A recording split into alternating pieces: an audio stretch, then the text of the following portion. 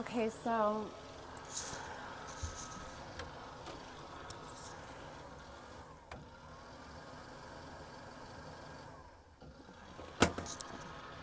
uh,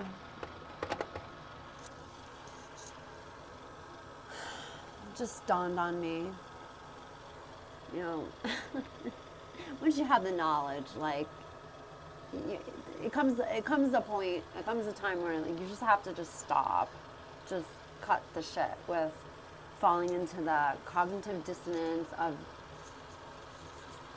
ignorance isn't blissful anymore because you're not ignorant anymore. So, there's no ignorant bliss to be had because um, at the end of the day, you, you, not all of us can play pretend, and keep up a facade like it's not going to come crashing down when God pulls the red carpet from right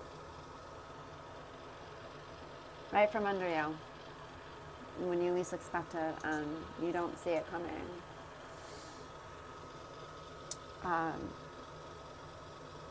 I pray for peace, tranquility, love, light, warmth, universally. We crash into each other like waves in an ocean. We're not meant to mate physically for life with anybody. You can decide to do that if you find somebody that's your match. Otherwise, you're just tolerating them, and like, who wants to just like exist in